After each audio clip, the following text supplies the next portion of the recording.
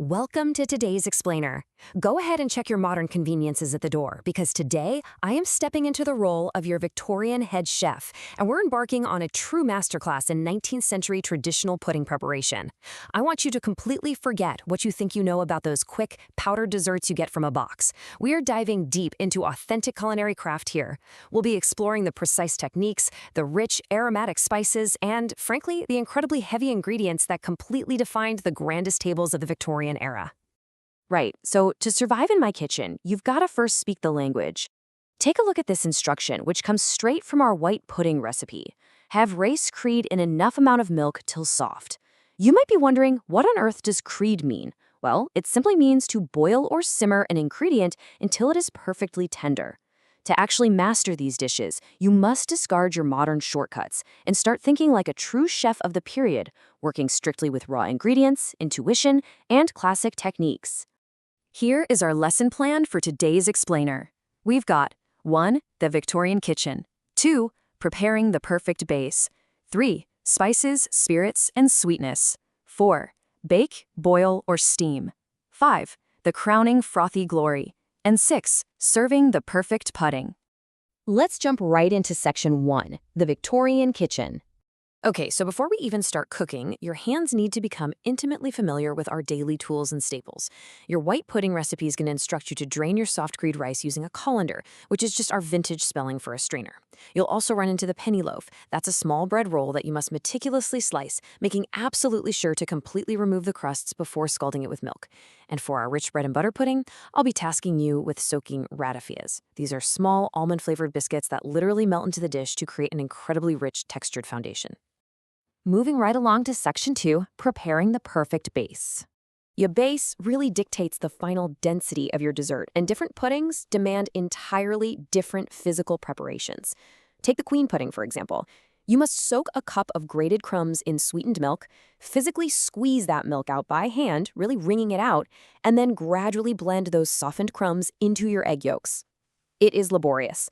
But then, for the rye bread pudding, you're doing the exact opposite. You actively heat a half cup of rye breadcrumbs in your oven specifically to dry them out before mixing them with your sugar and yolks.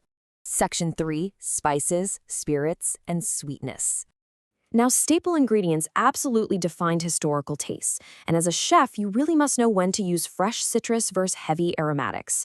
Notice the strategic use of fresh lemon rind to cut through the richness in rice pudding 2 and the rye bread dessert.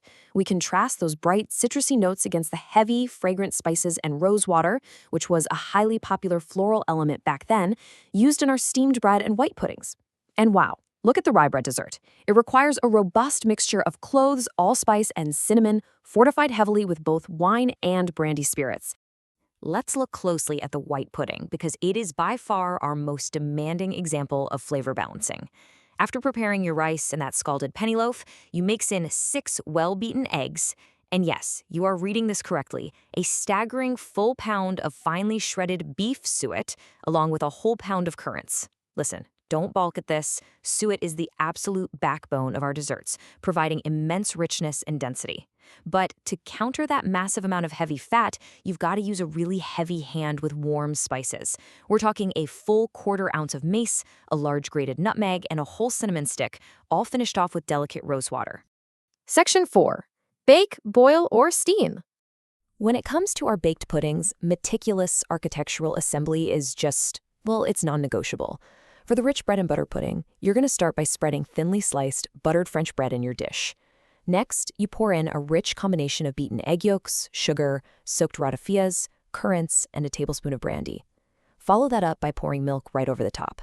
Now, you must repeat this exact layering process until the dish is completely full, taking extreme care to ensure you always end with bread and butter on top to catch the heat of the oven. But what happens when we introduce water and steam? Well, the stamina required changes drastically. Our dense white pudding boils in its mold for a relatively quick 30 minutes. Okay, not too bad. The steamed bread pudding, however, requires a lengthy 120 minutes of steaming. But the rye bread pudding? That demands a grueling, continuous 3-hour boil in its prepared mold, just to properly set those spiced, wine-soaked breadcrumbs. You literally cannot let that fire die down for a single moment. Section 5. The crowning frothy glory. Both the queen bread and the rich bread recipes require frothy, stiffly beaten egg whites to provide a stunning visual contrast to the dense pudding below it, but the queen bread pudding elevates this visual beauty by contrasting refined sugar with natural fruit sweetness.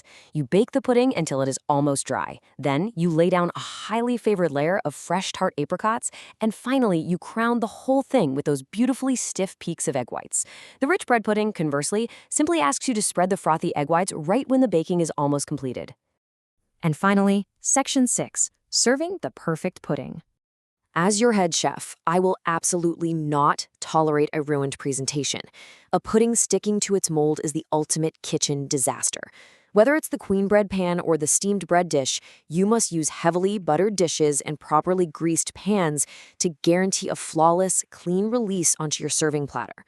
Furthermore, if you want a visually striking golden crust on rice pudding too, once your cinnamon and bay leaf infused rice is tender, you must literally pour melted butter and milk directly over the top before baking it slowly until it is beautifully browned. And a true master chef knows exactly how to finish that incredibly dense, 3-hour boiled rye bread pudding.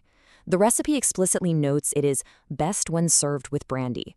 Now remember, the pudding already contains wine and 3 tablespoons of brandy baked right into it, alongside almonds, cloves, and cinnamon. But serving it at the table with an additional splash of brandy acts as the perfect complementary beverage element. It's designed specifically to cut through the heavy richness of the rye breadcrumbs and really elevate those deep, robust flavors. Well, we have reached the end of our explainer today. Just think about the sheer manual labor we've discussed, wringing out soaked breadcrumbs by hand, boiling a pudding for 3 solid hours, folding in a full pound of shredded beef suet, and perfectly balancing the heady aromatics of mace and rosewater. So I'll leave you with this. Do you actually have the patience, the precision, and the sheer stamina required to master these demanding 19th century culinary techniques in your own modern kitchen? Or are you going to return to that quick dessert from a box? The choice is yours. Until our next explainer.